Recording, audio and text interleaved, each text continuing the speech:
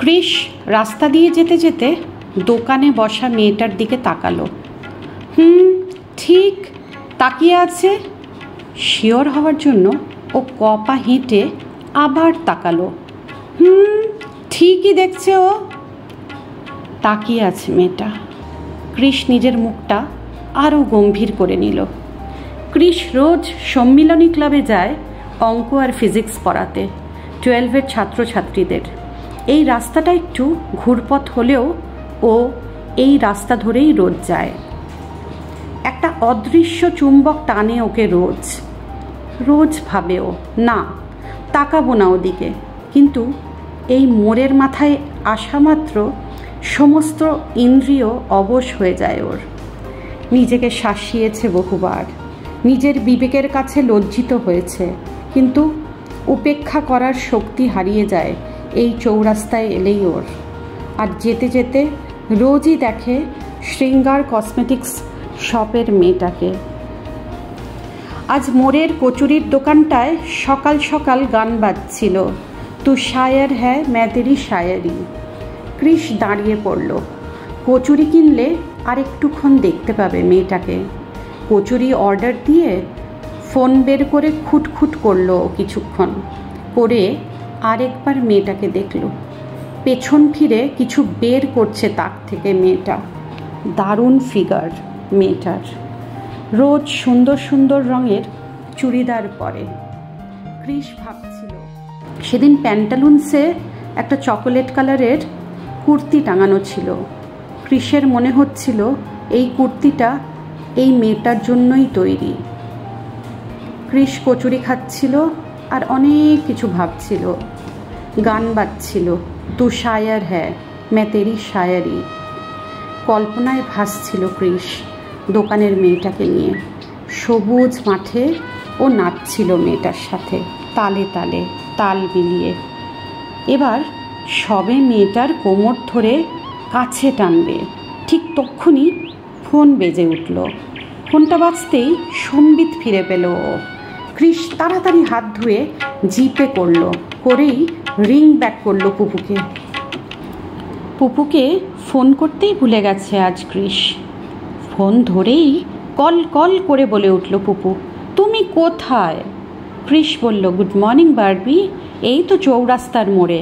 পুপু অভিমান করে বলল, এত দূর চলে এসছো, একবারও কল করলে না?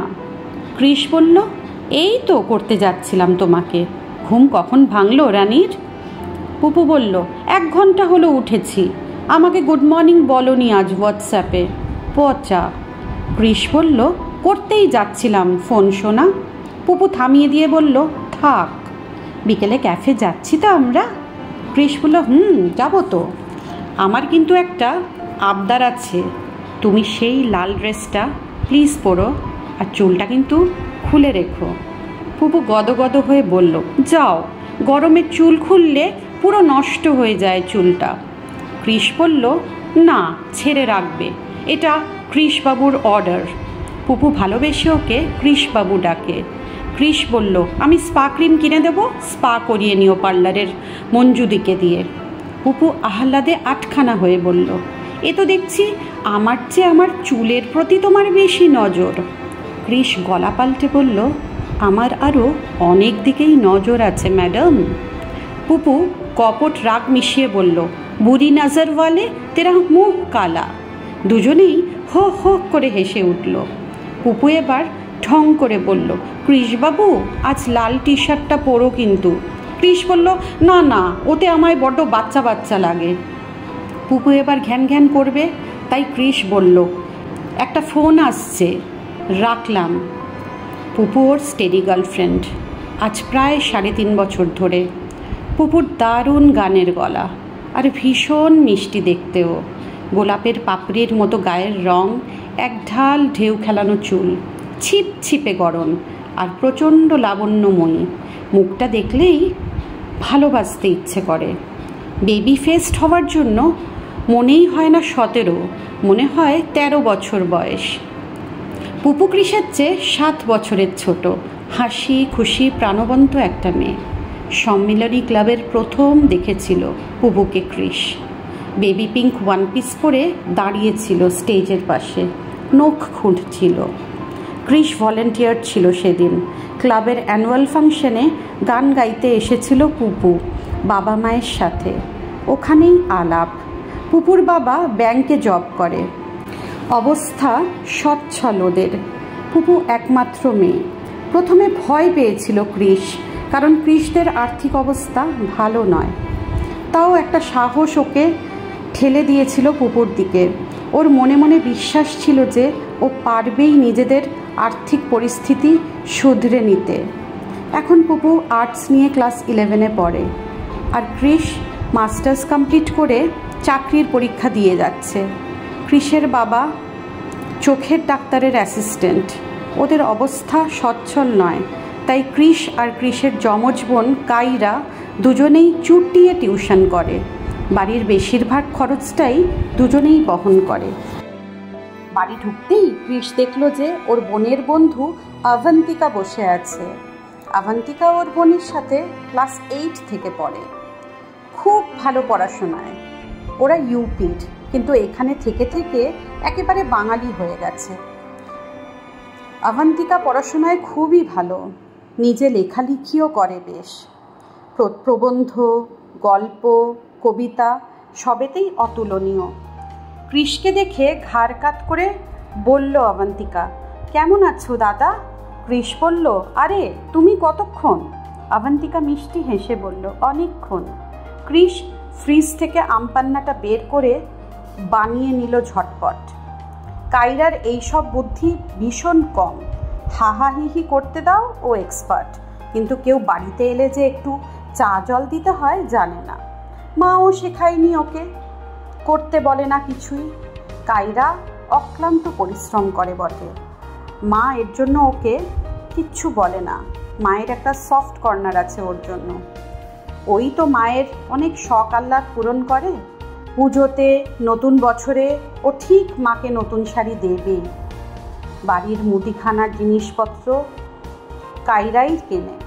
নতুন নতুন বিস্কুট, চানাচুর এইসব এনে ও মায়ের মুখে হাসি ফোটায়। ইলেকট্রিক বিলটাও কাইরাই দেয়। ক্রিশ বাড়ি ভাড়া, সামাজিকতা, লৌকিকতা এই সমস্ত কিছু করে। ক্রিশ ইএমআইতে ফ্রিজ, টিভি, 2টো স্মার্টফোন সব কিনেছে। 1 মিনিটের ছোট বোনের জন্য গোল্ড স্কিম ও করেছে বিয়ের গয়নার জন্য। পাড়াতে খুব সুনাম 2 ভাই বোনের। সবাই বলে, মিতালি তোমার 2টো যমজ ছেলে মেয়ে সোনায় মোড়ানো। মায়ের তখন খুব গর্ব হয়। 3 গ্লাস আমপান্না রেডি করে থালায় নিয়ে বিছানার ওপর রাখলো ক্রিশ। কাঁচের গ্লাসগুলো খুব সুন্দর কিনেছে কাইরা। একটা ভালো ট্রে নেই, ঘরে কোনো টি টেবিলও নেই যে রাখবে। এইসব অবস্থায় ওর খুব হীনমন্যতা হয়, কিন্তু ও বুঝতে দেয় না কাউকে। আভান্তিকা খুব বড়লোক বাড়ির মেয়ে, ওদের টেক্সটাইলের বিজনেস। কিন্তু আভান্তিকা একেবারে অন্য টাইপের মেয়ে। আভান্তিকার মা বাঙালি, ওর বাবা ইউপির। আভান্তিকা বেশ শ্যামলা, চোখ দুটো শান্ত গভীর, বড় বড় চোখের পাতা। ওর স্বভাবে একটা দৃঢ়তা আছে। ব্যবহার খুব মার্জিত আর মধুর। বাচনভঙ্গিও খুব স্পষ্ট আর মিষ্টি। দুবার স্ট্যান্ড করেছে মাধ্যমিক আর উচ্চ মাধ্যমিকে। আভান্তিকার হাতে আমপান্নার গ্লাসটা তুলে দিল ক্রিশ, বলল, খাও। আভান্তিকার বাড়িতে নিজের রুম, সেখানে সবসময় এসি চলে, অথচ এখানে ঘেমে নিয়ে যাচ্ছে, কিন্তু ভ্রুক্ষেপ নেই ওর। ক্রিশ মায়ের ঘরে স্ট্যান্ড ফ্যানটা নিয়ে এসে চালিয়ে দিল, বলল, এসো আভনি, এখানে বসো হাওয়ার সামনে। আভান্তিকা বলল, ব্যস্ত হইও না দাদা। আলাপ হওয়ার 3য় দিনেই ক্রিশ বলেছিল যে আমি অত বড় নামে ডাকতে পারবো না তোমাকে। আভান্তিকা বলেছিল, বেশ, তুমি যে নামে পছন্দ ডেকো। ক্রিশ ঝটপট গিয়ে বাইরের প্যান্টটা চেঞ্জ করে একটা জগার্স প্যান্ট পরে নিল। না, বারমুটা পরে ও স্বাচ্ছন্দ্য বোধ করে না বাইরের লোকের সামনে। পুপু বলে যে এই গ্রে জগার্সটায় ওকে দারুণ হ্যান্ডসাম লাগে। ক্রিশ তাই বেছে বেছে গ্রে জগার্সটাই পরলো আজ। মুখে চোখে জল দিয়ে ফ্রেশ হয়ে এসে বসলো। বলল, আপনি কি বই পড়ছো আজকাল? আপনি বলল, এখন দ্য অ্যালকেমিস্ট পড়ছি।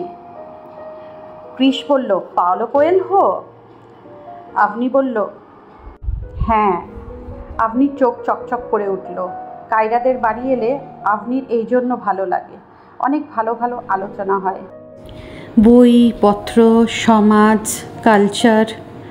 ক্রিসের বোন কায়রাও দেখলো ওদের বেশ জমে উঠেছে। কায়রা বলল, তোরা গল্প কর, আমি স্নান সেরে আসি। আপনি বুঁদ হয়ে ক্রিসের কথা শুনছিল। ক্রিস খুব ভালো কথা বলে। বেলা গড়িয়ে যাচ্ছিল। ক্রিস হঠাৎ বলল, নাকে পিয়ার্সিং করিয়েছ আপনি? আপনি বলল, হ্যাঁ। ক্রিস বলল, আমার ভালো লাগে না। আপনির মুখ কালো হয়ে গেল। আপনি বলল, হ্যাঁ, দাদি বলল তাই করিয়েছি।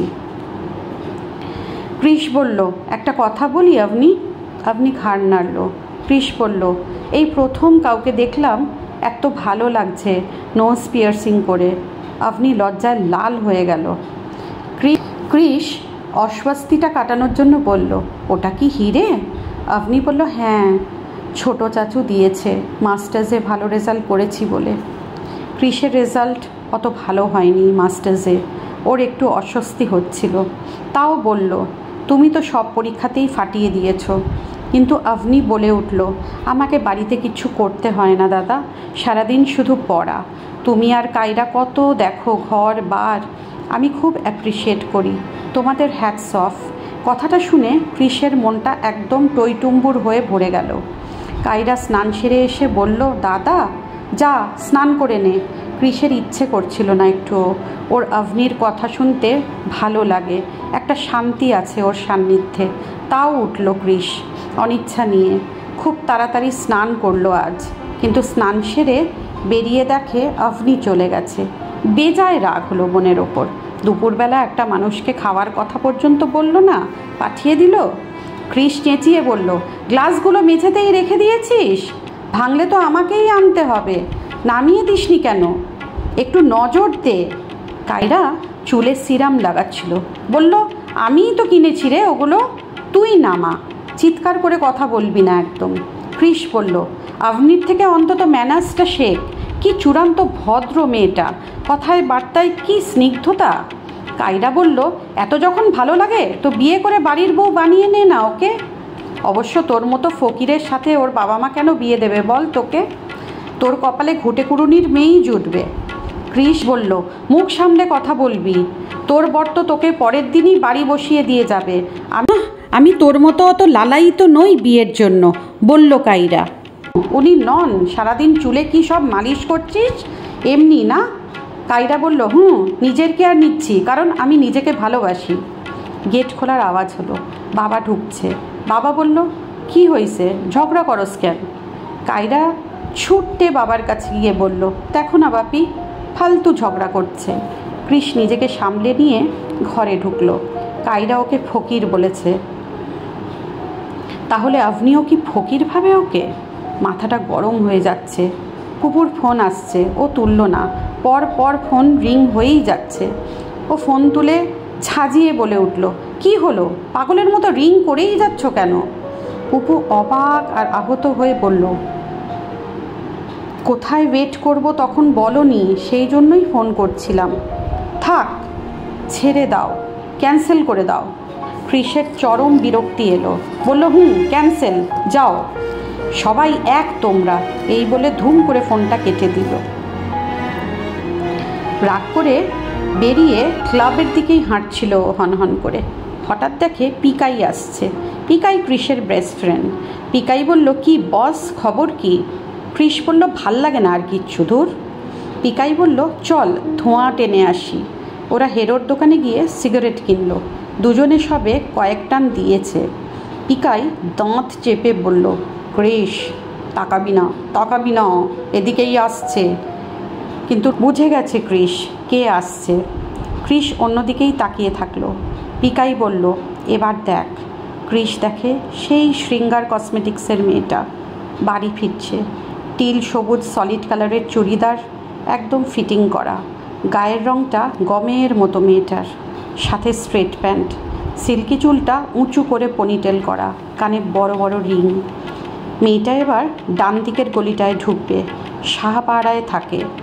ঢোকার আগে ঠিক একবার কৃষের দিকে তাকালো, পনিটেলটা খুলে চুলটা ঝাঁকিয়ে নিল। চোখে চোখে এক হতেই একটা স্রোত বয়ে গেল শরীরে কৃষের। মেয়েটা তাকিয়েই গলিতে উধাও হলো। পিকাইর হাত পা ছুঁড়ে নেচে উঠল, কই মিল গয়া, কই মিল গয়া। কৃষ হাসছিল, বলল, ভাই থাম। পিকাই বলল, আমি তো থেমেই আছি, ওদিকে রাজধানী ট্রেন এগিয়েই আসছে, এগিয়েই আসছে, তোমার অ্যাক্সিডেন্ট হলো বলে। কৃষের মন ফুরফুরে লাগছে, মাথা ঝিমঝিম, নেশা করলে যেমন লাগে ঠিক তেমনি। বলল, না ভাই, বাড়ি যাই। একটু এগোতেই দেখে মোড়ের মাথায় গরম ফুলুরি ভাজছে বেনুদা। কাইরা খেতে ভালোবাসে ডাল ভাত দিয়ে, ওর অদ্ভুত অদ্ভুত খাবার ভালো লাগে। কৃষের মনে পড়ল যে কতদিন সবজি না কিনতে পারার জন্য ডাল ভাত আর ফুলুরি দিয়ে ভাত খেয়েছে ওরা। সেই অভ্যেসটাই বোনটার রয়ে গেছে। আমরা জীবনে কখনো অনেকটা এগিয়ে গেলেও বিগত জীবনের কিছু ভালো বা খারাপ অভ্যেস আমাদের সঙ্গে চিরকালের জন্য রয়ে যায়। কৃষ ফুলুরি নিল, ঘরে ঢুকে বলল, নে। কাইরা আনন্দে বলে উঠল, ফুলুরি, ও দাদা তুই সেরা। কাইরা বলল, এই তুই বইমেলা যাবি আমাদের সাথে? কৃষ বলল, কবে? কাইরা বলল, আজ। রাতি কাপুর মেলায় অনেক বইয়ের স্টল দিয়েছে। কৃষ বলল, দাঁড়া দেখি। কাইরা মুখে কৌতুক এনে বলল, আপনিও যাবে? কৃষ বলল, কটায় যাচ্ছিস তোরা? কাইরা বলল, 7টার আগে তো হবে না, গড়াই স্যারের ক্লাস আছে। কৃষ মনে মনে কি হিসেব করে বলল, যাব। এরপর স্নান করে ভাত খেয়ে কৃষের চোখ জুড়িয়ে আসছিল। দেখে পুকুর দুটো মিসড কল। কৃষ ফোন করলো, এবার করতেই ফোন ধরল পুপু, কিন্তু কোনো সাড়া দিল না। কৃষ বলল, আমি কি নির্বাকপুরের রানীর সাথে কথা বলছি? তাও পুপু সাড়া দিল না। কৃষ এবার স্নেহ করে বলল, বারবি। এবার ফোনের ওপাশ থেকে ফোঁস ফোঁস করে কান্নার আওয়াজ আসছে। কৃষ বুঝল স্ট্র্যাটেজিটা না পাল্টালে আজ দুপুরে একটুও রেস্ট হবে না। সেই সকালে ওঠেও কৃষ বলল, খুব ক্লান্ত আমি আজ পুপু, বাড়িতে চরম অশান্তি চলছে। তুমি যদি না বোঝো কে বুঝবে আমাকে বলো? পুপু নরম মনের মেয়ে, ও শুনেই বলে উঠল, এ বাবা কি হয়েছে? তাই তোমার মুড অফ ছিল না? সরি কৃষবাবু। কৃষ শান্তি পেল, যাক দাবাইয়ে কাজ হয়েছে। পুপু বলল, আগে বলো, খেয়েছো তুমি? কেন অশান্তি হয়েছে গো? কৃষ বলল, সে এখন থাক, পরে বলবো। খাওয়া কি আর সেভাবে হয়? নাড়াচাড়া করে উঠে গেছি। পুপু বলল, আহারে। কৃষ বলল, আজ 3টের সময় আসতে পারবে বারবি? পুপু বলল, 100 বার পারবো। কৃষ বলল, কাকু বকে যদি? কাকু তো আজ বাড়িতে। পুপু বলল, বলবো ঝুমাদের বাড়ি যাচ্ছি। আছে, আমি শুলাম, আমায় তুলে দিও। পুপু বলল, দেব। কৃষ বলল, লাভ ইউ। পুপু বলল, লাভ ইউ টু। কৃষ বলল, স্পেশাল কিছু দাও বারবি। পুপু বলল, এখন না কৃষবাবু, ধৈর্য ধরো। কৃষ ফোন কেটে পাশপালিশ জড়িয়ে ধরে চোখ বুঝল, আর চোখ বন্ধ করতেই দেখে হাজার হাজার বই সাজানো একটা মাঠ। মাঠে ঘাস নেই, শুধু বই আর বই। সেখানে টিল গ্রিন চুড়িদার পরে বইয়ের ওপর দিয়ে হেঁটে চলে যাচ্ছে হাই হিল পরে সেই মেয়েটা। কৃষ মেয়েটার কাছে গিয়ে ওকে ছুঁতে চাইছে, কিন্তু কিছুতেই পারছে না। হঠাৎ দেখে পুপু এসে ওর হাত ধরে ঝুলে পড়েছে, বলছে আমাকে নাকছাবি কিনে দিতেই হবে। কৃষ বলছে, আমার পয়সা নেই সোনা, মাসের শেষ। পুপু কাঁদছে, অঝরে কাঁদছে, খুব অসহায় লাগছে কৃষের। হঠাৎ দেখে আভনি আসছে, ও নিজের নাকের নাকছাবিটা খুলে কৃষের হাতে দিচ্ছে, বলছে, এই নাও দাদা। কৃষ বলছে, তুমি পড়বে না? আভনি খাট করে বলছে, না, ওকেই দাও। আভনির মুখটা ম্লান লাগছে। নাকছাবিটা খুলতেই ওর মুখের আলোটা সরে গেল। ওকে খুব সান্ত্বনা দিতে ইচ্ছে করছে কৃষের। আভনি একটা আজরাক প্রিন্টের ওড়না পরেছে, আভনির কোলে মাথা রাখতে ইচ্ছে করছে বড্ড, কিন্তু দূরে টিল গ্রিন চুড়িদার চুম্বকের মতো টানছে ওকে টানছে ওই টিল গ্রিন চুড়িদার পরা মেয়েটা। পুপু নাকছাবিটা পরে আনন্দে ছুটে আসতে গিয়ে পড়ে গেল। পুপু ডাকছে, আমাকে তোলো কৃষবাবু। কৃষ দৌড়ে পুপুর কাছে যেতে গিয়ে দেখে ওর পায়ের জুতো আটকে গেছে ট্রেনের লাইনে। কৃষ ধরফর করে জেগে উঠল। ফোনের রিং শেষ হলো। ফোনটা তুলে দেখে 25টা মিসড কল। আবার ফোন রিং হচ্ছে। এবার ঘড়ির দিকে তাকিয়ে দেখে 5:30 বাজে। কৃষ ফোন ধরেই বলল, ফোন সাইলেন্ট হয়ে গেছিল, পুপু আমি যাচ্ছি। ও পুপুকে কিছু বলার সুযোগ দিল না। পুপু খুব ঘ্যান করে, তাই এরম টুকটাক মিথ্যে কৃষ বলেই থাকে সিচুয়েশন ম্যানেজ করার জন্য। পুপু খুবই সরল, শুধু তাই নয়, পুপুর কৃষের প্রতি চূড়ান্ত আস্থা আর ভরসা। পুপুর পুরোটা জুড়ে শুধু কৃষ আর কৃষ। মাঝে মাঝে দমবন্ধ লাগে ঠিকই কৃষের। পিকাই বলে, বারবি ডল নিয়েছিস তো ঢংগুলোও সহ্য কর। ওর বন্ধু মহলে অনেকেই ওকে হিংসে করে, পুপুর মতো গার্লফ্রেন্ড আছে বলে ওরা বলে, তোর তো অরিজিনাল বারবি আছে ভাই। কৃষের তখন খুবই গর্ব হয়। কেউ বলে, তোর শ্রেয়া ঘোষালের কি খবর, আমাদের পাড়ায় প্রোগ্রাম করা।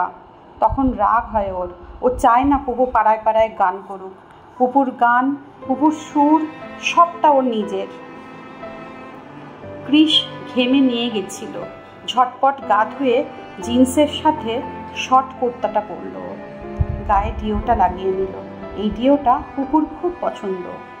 আয়নায় নিজেকে দেখে ওর মন একেবারে ভরে গেল।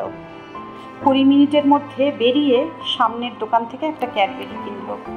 যখন পৌঁছালো দেখে পুপু লাল ড্রেস পরে চুল খুলে দাঁড়িয়ে আছে, মুখটা থমথম করছে। কৃষ প্রমাদ গুনল, ওকে কিচ্ছু বলার সুযোগ না দিয়েই ক্যাফের ভেতর হাত ধরে নিয়ে একদম কোণের সিটে বসলো। বসেই ওর চোখে চোখ রেখে বলল, অপূর্ব লাগছে। সত্যি পুপুকে দারুণ লাগছিল। কৃষ বলল, কবে যে চাকরিটা পাবো আর তোমায় সব সময়ের জন্য নিয়ে গিয়ে আমার শোকেসে সাজিয়ে রাখবো। পুপু গলে যাচ্ছিল মোমের মতো। ওর কথা শুনে কৃষ পুপুর হাত ধরল, নেল পলিশ লাগানো আঙুলগুলোর দিকে তাকিয়ে হাসলো, হাতে ক্যাডবেরিটা দিল। কৃষ বলল, কি খাবে? পুপু বলল, বড্ড খিদে পেয়েছে গো। কৃষ বলল, স্যান্ডউইচ খাবে? ওয়েটার আসতে বলল চিকেন স্যান্ডউইচ। ওয়েটার বলল, একটু সময় লাগবে। পুপু বলল, ঠিক আছে, লাগুক না, আমরা তো বসবো। কৃষ ঘড়ির দিকে ঘন ঘন তাকাচ্ছিল। বলল, চলো কোল্ড কফি খাই। পুপু বলল, ঠিক আছে, আগে কোল্ড কফি খাই চলো। মৃদু আলো আর হালকা গানের আবহে খুব সুন্দর পরিবেশ। কৃষ পুপুর আঙুল নিজের আঙুলে জড়িয়ে নিল।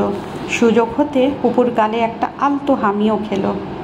গাঢ় গলায় ফিসফিস করে বলল, তুমি শুধু আমার বারবি। কোল্ড কফি খেতে খেতেই ফোন এলো। কাইরা ফোন করেছে, দাদা তুই কোথায়, আসছিস তো? কৃষ বলল, রাখ। পুপু বলল, এইবার তাহলে স্যান্ডউইচটা বলে দাও। কৃষ বলল, পুপু শোনা, আজ একটা টিউশন পেয়েছি, যেতেই হবে কথা বলতে, না হলে হাতছাড়া হয়ে যাবে। আজ আর থাকতে পারবো না। পুপুর মুখ শুকিয়ে গেল। ও বলল, এই তো এলে তুমি, আমি সেই 3টে থেকে কল করছি, তুমি এলেও দেরিতে, আধ ঘন্টা সবে হয়েছে, এখনই যেতে চাইছো? ওর ইচ্ছে হচ্ছিল আঁকড়ে ধরে বসে থাকে কৃষকে। আজকাল সব সময় একটা ভয় তাড়া করে বেড়ায় ওকে। ও বুঝতে পারে না কেন আজকাল এরম কেন হয় ওর, কিন্তু ঘুম ভেঙে ভেঙে যায়, বুকে চাপ লাগে, অস্থির লাগে। যতক্ষণ কৃষ থাকে মন শান্ত থাকে। কৃষকে দেখলেই ওর সব সিমটম দূর হয়ে যায়। কৃষের সাথে কথা বললে মন হালকা হয়ে যায় ওর। ও পাশে থাকলে সব কিছু ভালো লাগে, রঙিন লাগে। আর কৃষ চলে গেলে একটা অজানা ভয় চেপে ধরে ওকে। পুপু মনের সব কষ্ট চেপে রেখে বলল, আচ্ছা যাও, কাজ হলে ফোন করো। কৃষ বলল, সন্ধেবেলায় হবে না, পড়ানো আছে, কিন্তু রাতে কল করব, অনেকক্ষণ কথা বলবো আজ। পুপুকে অটো করে পৌঁছে দিল বাড়ির কাছে কৃষ।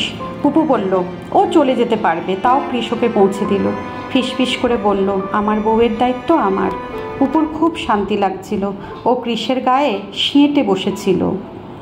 ও গভীর চোখে তাকালো কৃষের দিকে। কৃষ ওর কোমর জড়িয়ে ধরল। সামনের স্টপে পুপু নেমে গেল। কৃষ বলল, রাতে ফিরে কল করব। হু হু করে অটো এগিয়ে গেল। রাধিকাপুর স্টপে নামলো কৃষ। মেলা প্রাঙ্গণে ঢুকে বইয়ের স্টলের দিকে তাকালো। দেখতে পেল কায়রা আর অভনিকে। অভনি একটা ল্যাভেন্ডার রঙের কুর্তি পরেছিল, স্ট্রেটনিং করা চুল খোলা। ওর হঠাৎ খুব খিদে পেয়ে গেল। পার্সে টাকাও বেশি নেই। ও ফুড কোর্টের দিকেই গেল। ডিমের ডেভিল ভাজা হচ্ছে, পাশে চিকেন স্যান্ডউইচ রাখা। ও একটা চিকেন স্যান্ডউইচ নিয়ে তৃপ্তি করে খেলো। পিকাইয়ের সাথে কথা বলল খেতে খেতে। হাত ধোবে ভাবছে। এমন সময় দেখে এক ঝাঁক বিভিন্ন বয়সের লোকজন ঢুকছে। কৃষের মন পড়ে বুক স্টলের, তাই ও দেখেও দেখলো না, কিন্তু হঠাৎ ওর মনে হলো ওকে কেউ দেখছে। দেখে ব্লু ডেনিম আর হলুদ হলটারনেক টপ পরা একটা মেয়ে ওকে দেখছে। কৃষ দেখলো, আরে এটা তো ওই কসমেটিক্সের দোকানের মেয়েটার মতো। ভেবেই ওর হাসি পেল। আচ্ছা, কসমেটিক্স দোকানের মেয়েটাকে ও কিছুতেই ভুলতে পারছে না কেন? হাত করে তো আর দেখা যায় না।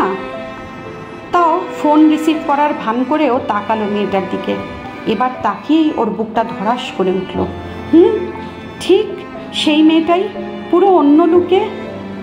ঢলা ঢলা ফ্লেয়ার জিন্স আর হলুদ হলটারনেক টপ, গমের মতো গায়ের রং উজ্জ্বল দেখাচ্ছে। নিউড লিপস্টিক কি সুন্দর মানিয়েছে। কৃষ একটা ডিমের ডেভিলও অর্ডার করে দিল। একটু করে কাসুন্দি মাখিয়ে খেতে লাগলো। ফোনটা বের করে দেখলো পুপু অনেক মেসেজ করেছে, কিন্তু ও মেসেজ খুলল না। রয়্যাল ব্লু চুড়িদার পরা আরেকটা সুন্দর মেয়ে বসেছিল ওদের সাথে। সুদর্শন একটা ছেলেও এসে বসলো। ওরা সবাই চাউ অর্ডার করেছিল। চাউ খেতে খেতে গল্প করে হেসে ঢলে পড়ছিল মেয়েটা আর ওর সাথের বান্ধবীটা। ওই সুদর্শন ছেলেটাকে দেখে কৃষের কেন জানি না ভালো লাগছিল না। ছেলেটা পার্স বের করে টেবিলে রেখে দিল। পেট মোটা পার্স, গলায় সোনার চেন, পায়ে দামি জুতো, দামি ঘড়ি, ব্র্যান্ডেড জিনিসে মোড়া পা থেকে মাথা। কৃষ ভাবল, বড়লোক বাপের বিগড়া বেটা। কৃষের অস্থির লাগছিল, কৃষের মরিয়া লাগছিল। ওর জেদ চেপে গেল। মেয়েটাকে ও লক্ষ্য করছিল তীক্ষ্ণ দৃষ্টিতে, যেমন সিংহ নিজের শিকারকে দেখে।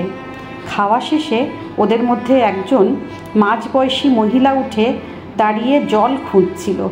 জাগগুলো সব ফাঁকা। কৃষ হঠাৎ উঠে গিয়ে নিজের টেবিলের জাগটা এগিয়ে দিল। সুদর্শন ছেলেটা হাত বাড়িয়ে জাগ নিয়ে বলল, থ্যাংক ইউ, থ্যাংক ইউ বলেই পেমেন্ট করতে ব্যস্ত হয়ে গেল। কৃষ এই সুযোগে বলেই ফেলল মেয়েটাকে, আপনার বাটিকের রুমালটা পড়ে গেছে।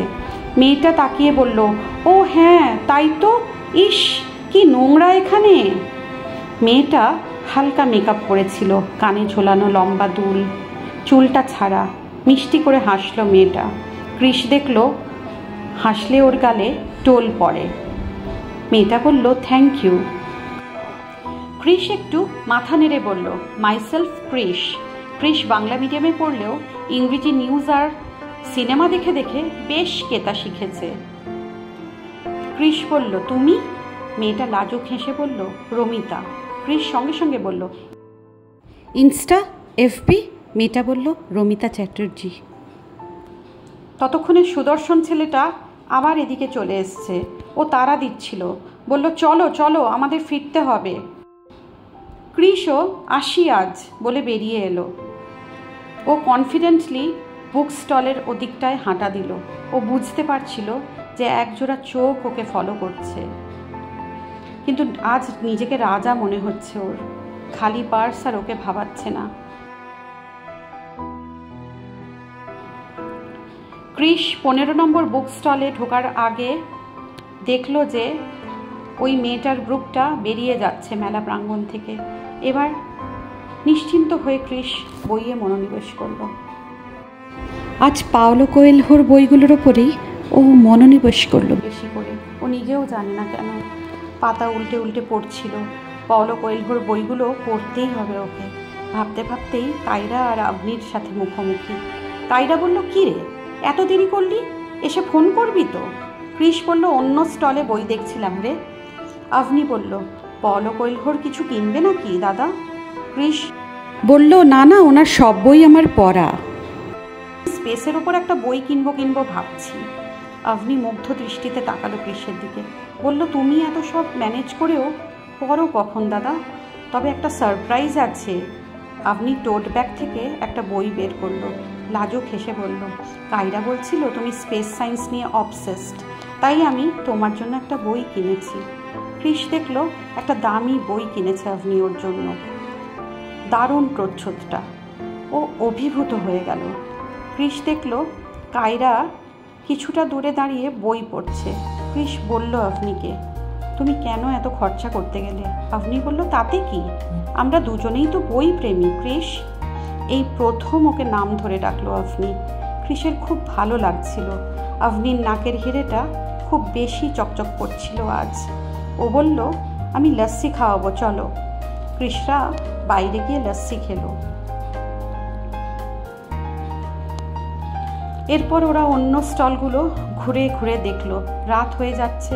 বাইরে বেরিয়ে আবার ফুচকাও খেলো ওরা। কায়রা বলল, অনেকটা রাত হলো রে দাদা। ক্রিস বলল, তোকে ঘরে ঢুকিয়ে আমি আভনিকে ছেড়ে দিয়ে আসবো। ওরা টোটো করে ওদের বাড়ি গেল। তারপর ক্রিস নিজের বাইকটা বের করলো।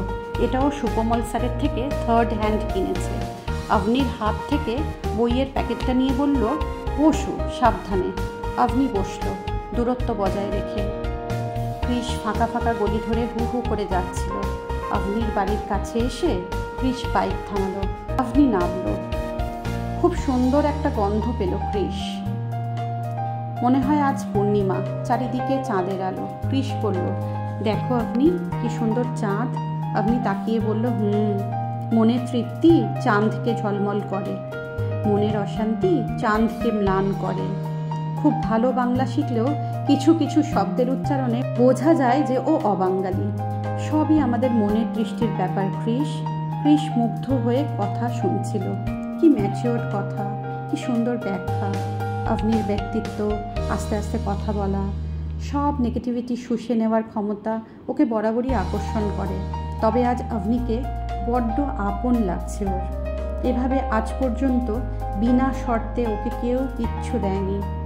পুপু ওকে ভালোবাসে, কিন্তু যেটুকু করেছে পুপু, সেটার মধ্যেও একটা স্বার্থ তো আছেই। পুপু করে নিজের বয়ফ্রেন্ডের জন্য, পুপু করে নিজের হবু বরের জন্য, কিন্তু আভনি শুধুমাত্র ভালো লাগার থেকেই করেছে। ক্রিস বলল, আভনি, তোমার কথায় অনেক ডেপথ, সমুদ্রের মতো গভীর তুমি। আভনি আলতো হাসল। কানের পাশে চুলটা সরিয়ে বলল, বইটা পড়ো, আমার ভালো লাগবে।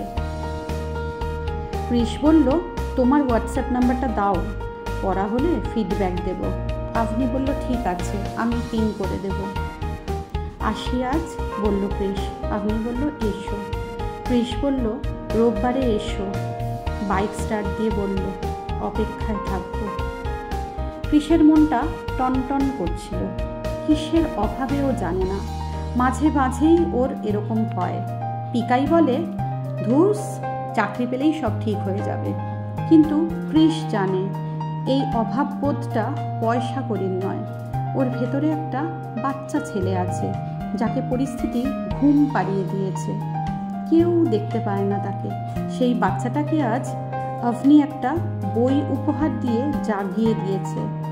ভীষণ নিঃস্বার্থ এই ভালোবাসার কাছে ওর ভেতরের বাচ্চাটা সারেন্ডার করতে চাইছে। ছোট ছোট হাত দিয়ে ওর আভনিকে জড়িয়ে ধরতে ইচ্ছে করছিল, কাঁদতে ইচ্ছে করছিল ওর বুকে মুখ গুঁজে। কিন্তু ও যে ফকির। ক্রিসের চোখ ভিজে যাচ্ছিল। আস্তে আস্তে গাড়ি চালাচ্ছিল ক্রিস আপন খেয়ালে। ও হঠাৎ দেখলো যে ও শৃঙ্গার কসমেটিক্সের দোকানের সামনে এসে দাঁড়িয়েছে। দোকানের শাটার নামানো, বড় বড় তালা লাগানো সব দোকানে। দিনের বেলায় এই জায়গাটা গম গম করে, এখন আলো আঁধারি। ক্রিস নেমে দোকানের শাটারে হাত রাখল। দূরে একটা নারীকণ্ঠ হেসে উঠতেই ও চমকে তাকিয়ে দেখে বৃন্দা পাগলি ওর দিকে তাকিয়ে হাসছে। ও তাড়াতাড়ি বাইকে উঠে আবার বাইক স্টার্ট দিল। হেরোদার দোকানে এসে বাইক থামালো। বাইক থেকে নেমে সিগারেট চাইল। সিগারেট খেয়ে ঝটপট ও এসে বাড়ি ঢুকল। হাত মুখ ধুয়ে ছাদে গেল। ছাদে গিয়ে পিকাইকে ফোন করল। মনটা ওর আজ একদম ভালো নেই। পিকাইয়ের গলার স্বর শুনলেই ওর মন ভালো হয়ে যায়। পিকাই বলল, দাঁড়া ভাই, তোর মন ভালো করার চেষ্টা করছি। হঠাৎ নিচে বেল বাজলো। বাবা বোধহয় ফিরল। ও ওপর থেকে উঁকি দিয়ে দেখলো হ্যাঁ, বাবা ফিরেছে। মা নিচে বাবাকে চাপা গলায় কিছু বলছিল। বাবা আজও ড্রিঙ্ক করেছে। মায়ের গলা সাপের মতো হিসহিসে। বাবা নরম সরম মানুষ। বাবা বলছিল, মিতালি রাগ কইল না, ছাইরা দিমু, মা কালীর দিব্যি ছাইরা দিমু, আর খামো না। কৃষ বাবার ন্যাওটা ছিল ছোটবেলায়। বড় হয়ে যখন বুঝতে পারলো যে বাবার এই দোষটার জন্য অনেক চাকরি গেছে, আর আজ ওদের সংসার অভাব চলছে এই কারণেই, ও মেনে নিতে পারেনি এইটা। ইচ্ছে করে দূরত্ব বাড়িয়েছে ও বাবার সাথে। কথা বলে না ও বাবার সাথে আজ। বাবার মেরুদণ্ডহীনতায় ওর অন্তরাত্মা লজ্জিত হয়।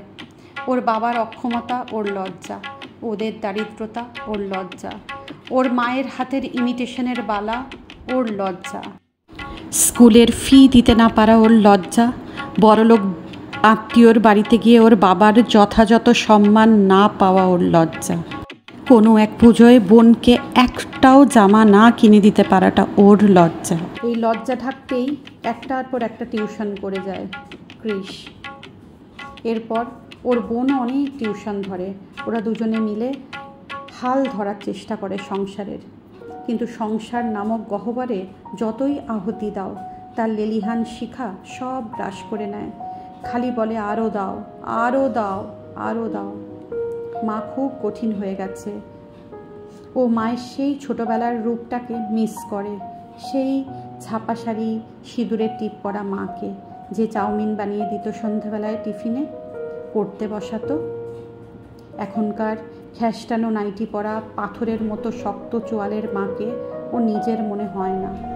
ও ফোন রেখে নিচে নেমে গেল, গিয়ে ধাম করে ওর ঘরের দরজা বন্ধ করে দিল। ফোনে অনেক মেসেজ। পুপু করেছে, এইবার ছবি পাঠাতে বলবে। ও ঝটপট পুপুর মেসেজের রিপ্লাই দিল, ছবি পাঠালো, লিখলো, খেয়ে নিয়ে করবো শোনো। পুপু সারাক্ষণ কৃষের চারপাশে ঘুরতে চায়, খুব দমবন্ধ লাগে তখন। কৃষ ইনস্টায় ঢুকে ফলো রিকোয়েস্ট পাঠালো রমিতা চ্যাটার্জিকে। ফেসবুকে ফ্রেন্ড রিকোয়েস্টও পাঠালো। 15 মিনিট হয়ে গেল, কই কোনো উত্তর আসছে না তো। ও হোয়াটসঅ্যাপে ঢুকে দেখলো আভনি পিং করেছে। মনটা ভালো হয়ে গেল। ও ডিপিতে ঢুকে বড় করে ছবিটা দেখলো আভনির। কি সুন্দর লাগছে।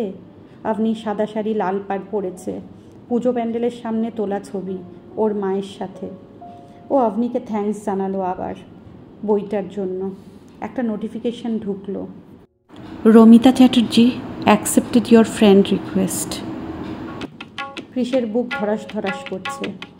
কৃষ ঘরের দরজা খুলে হেঁকে বলল মাকে, আজ খাবো না, শুয়ে পড়ছি। মা গজগজ করছিল। কৃষ রমিতার ছবি দেখছিল। কি সুন্দর ফিগার মেয়েটা। একটা হাতে কবিতার বই নিয়ে বেগমপুরী শাড়ি পরা ছবি ওর ভীষণ ভালো লেগে গেল। উফ, কৃষকে মাতাল করছিল এই ছবিটা। চুম্বকের মতো টানছিল ওকে রমিতা। হঠাৎ নোটিফিকেশান ঢুকলো পুপুর। এত বড় একটা মেসেজ করেছে পুপু। পুপু লিখেছে, এফবিতে অনলাইন, অথচ একটা কল করতে পারছো না। 12:30 বাজে, তুমি তো দুপুরে টেনে ঘুম দিয়েছ।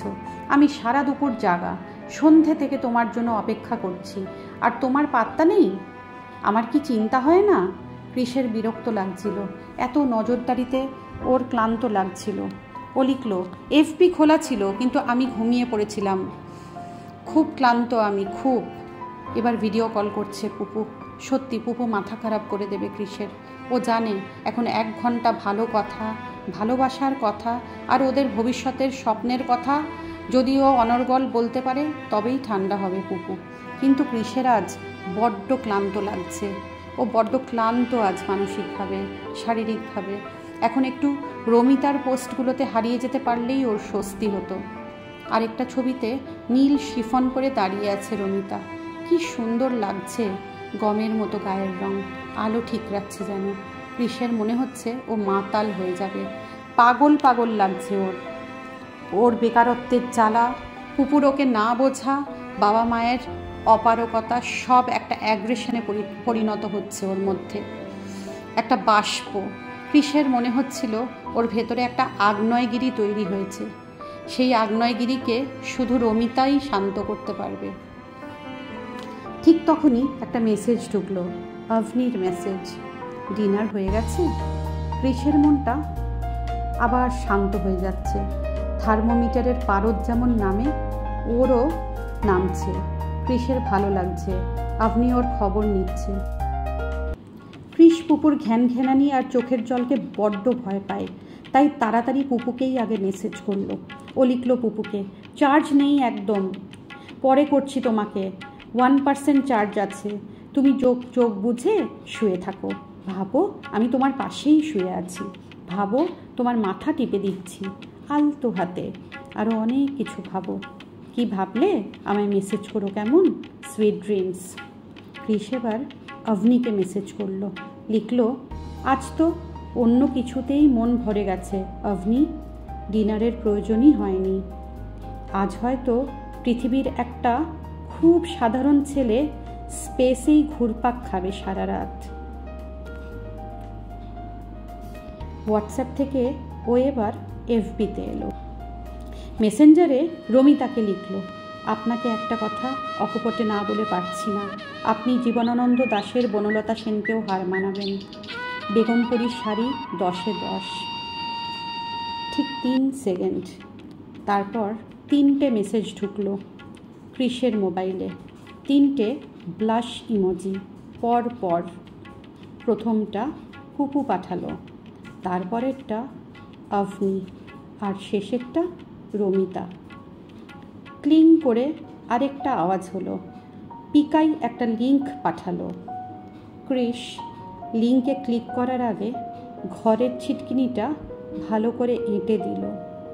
টিউবলাইট নিভিয়ে নীল রাতবাতিটা জ্বেলে দিল।